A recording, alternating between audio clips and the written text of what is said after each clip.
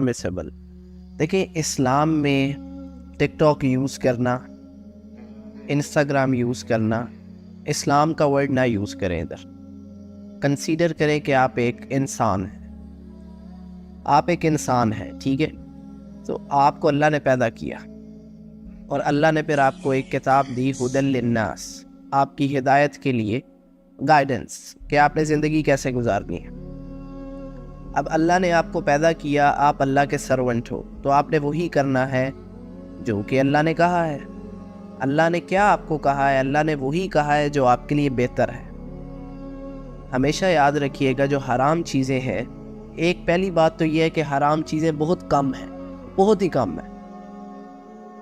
حرام چیزیں چند ہیں، حلال بہت زیادہ ہیں. اب ہم نے انہیں حرام کیسے بنا دی ہے؟ حرام اور حلال کا کانسیپٹ یہ ہے کہ حرام چیزیں جن سے اللہ نے منع کیا ہے وہ ہمارے لیے ہی نقصان دہ.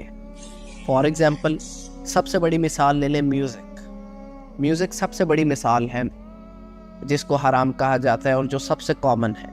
اگر آپ اس پہ ریسرچ کرو اور اسٹڈی کرو تو یہ آپ کے آئی کیو لیول کو ڈسٹرائے کرتی ہے، آپ کو ایک امیجنری ورلڈ میں لے جاتی ہے جس سے آپ کا آئی کیو جو ہے وہ بہت لو ہو جاتا ہے، آپ کو جو لانگ ٹرم میموری ہے وہ ڈسٹرائے ہو جاتی ہے، اور آپ اپنی جو روز مرہ کی زندگی ہے، جو ڈیلی لائف ہے، ڈیلی روٹین ہے، اس میں سے جو آپ کی، جس کو کہتے ہیں نا کہ آپ اس میں کانسٹنٹ نہیں رہ سکتے، آپ کی جو کانسنٹریشن ہے وہ لوز ہوتی ہے. یہ سائنس پروف کرتا ہے. ایسے ہی آپ کے پاس جو ہے الکوہل ہے، الکوہل اللہ نے حرام کی ہے. اب آپ الکوہل پہ سائنٹیفک ریسرچ کریں، الکوہل جو ہے اس کے فائدے چند ہیں، 1 سے 2، لیکن سائنٹسٹ کہتے ہیں اس کے نقصانات زیادہ ہیں. میجورٹی اس کے نقصانات ہیں، کم اس کے فائدے ہیں. تو اب اللہ نے اس کو بھی حرام کر دیا. تو جو چیزیں بھی اللہ نے حرام کی ہیں ہماری بہتری کے لیے کی ہیں.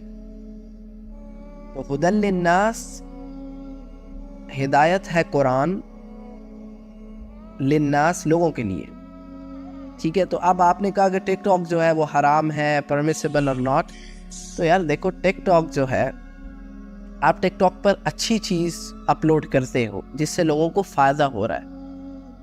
اب آپ اگر اس پہ فار ایگزامپل ٹک ٹاک پہ میوزک شیئر کر رہے ہو تو اس سے لوگوں کو نقصان ہو رہا ہے، اور اللہ کہتا ہے لوگوں کا نقصان نہیں کرنا. اب میں نے بتایا نا کیسے نقصان ہوتا ہے میوزک سے، تو اس لیے میوزک آپ نے شیئر نہیں کرنا، وہ غلط ہو جائے گا.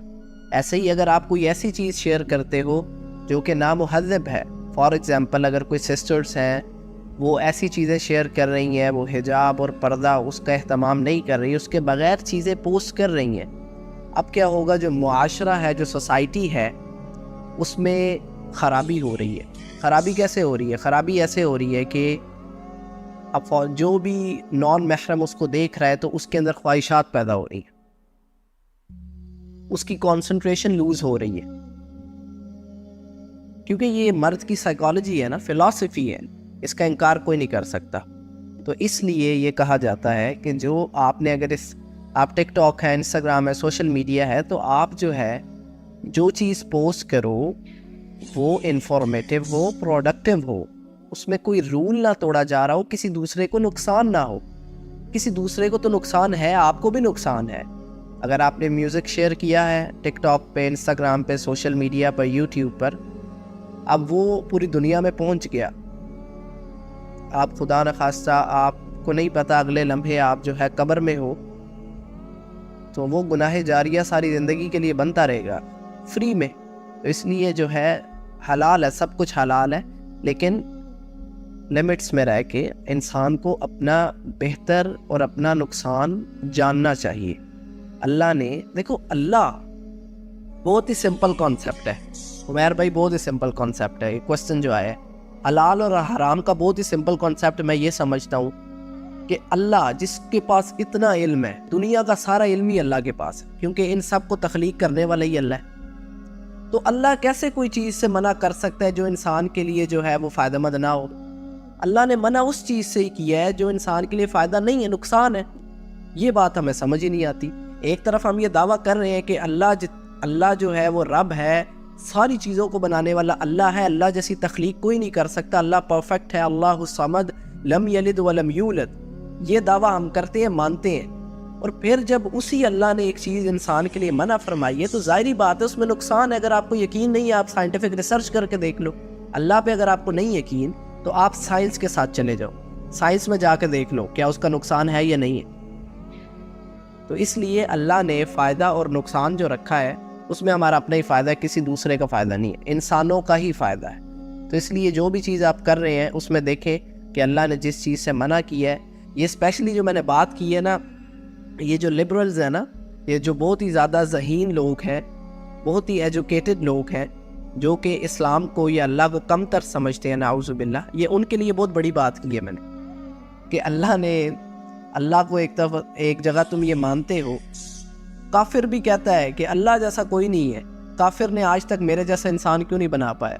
جتنی مرضی ترقی کر لے کافر جو ہے، وہ میرا ایک ہاتھ نہیں بنا پایا، ایک آنکھ نہیں بنا پایا، انسان جیسا کچھ نہیں بنا پایا، ایک کیڑا مکوڑا نہیں بنا پایا، قرآن کی ایک آیت نہیں لے کے آ پایا۔ اللہ نے کہا نا جنوں انسانوں جاؤ ایک آیت بھی قرآن کی لے آؤ ایسی بنا کے جیسے قرآن ہے، نہیں لے کے آ پائے۔ پھر جو ہے وہ ان کو یہ چیز بھی ایکسیپٹ کرنی چاہیے کہ اللہ جو ہے، جو اتنا پرفیکٹ ہے، وہ کسی ایسی چیز سے منع کیوں کر رہا ہے؟ کیونکہ وہ انسان کے لیے نقصان دہ۔ اور میں آپ کو سب سے بڑی مثال دیتا ہوں، سب سے بڑی مثال یہ آپ نے ٹک ٹاک والا سوال کیا ہے، سوشل میڈیا والا، اس میں جو سب سے بڑا مسئلہ جو ہے یہ boy friend girl friend culture جو اسی سے جنم لیتا ہے، جیسے کہہ لیں میوزک، بے حیائی اور امورالٹی، اسی سے یہ پیدا ہوتا ہے۔ ویسٹ نے یہ کلچر دیا ہے، ایسا ہی ہے نا، آپ جائیں ویسٹ میں، یو کے رو رہا ہے، یورپ رو رہا ہے، یو ایس اے رو رہا ہے، سارے رو رہے ہیں، ان کے پاس فیملی نہیں ہے، ان کے ہاں فیملی والا سین ہی نہیں رہا، ان کی نسل ہی نہیں آگے چل رہی، شادی والا کانسیپٹ نہیں ہے، نکاح والا کانسیپٹ نہیں ہے، بوائے فرینڈ گرل فرینڈ، ان کا فیملی جو سٹرکچر ہے وہ تباہ ہو گیا، ان کی نسل آگے، ان کے پاس جتنی مرضی ٹیکنالوجی ہے لیکن وہ اب رو رہے ہیں کہ ہماری نسل ہی کوئی نہیں ہے۔ ایسے تو نہیں وہ آپ کو آسٹریلیا والے ویزا دے رہے، یو کے والے ویزا دے رہے، آؤ کام کرو، ان کے پاس اپنی نسل ہی کوئی نہیں ہے۔ ان کو بھی اس بات کا پتہ ہے، وہ تو اللہ نے مہر لگا دی ہے تو وہ اس چیز کو قبول نہیں کر پاتے کہ اللہ سچ ہے اور اللہ حق ہے۔ تو اللہ نے جس چیز سے منع کیا ہے، اللہ جو ہے اس کے پاس سب سے زیادہ جو ہے وہ وَلَا يُحِيطُونَ بِشَيْءٍ مِّنْ عِلْمِهِ إِلَّا بِمَا شَاءَ، آیت الکرسی پڑھتے ہو، بار بار یہ آیت پڑھتے ہو، اس کا ترجمہ بھی پڑھ لو، اس کی ایکسپلینیشن بھی پڑھ لو کہ اللہ کے پاس وَلَا يُحِيطُونَ بِشَيْءٍ مِّنْ عِلْمِهِ إِلَّا بِمَا شَاءَ، اتنا علم ہے، تو وہ اللہ بھروسہ نہیں کرتے۔ یہی مسئلہ ہے کہ زبان سے اقرار ہے لیکن یقین یا پھر بھروسے والا سین نہیں۔ یہ تو یقین بھروسہ جو اپنے آپ پر ہے، یہ تو پھر وہ فرعون والی بات ہوگی۔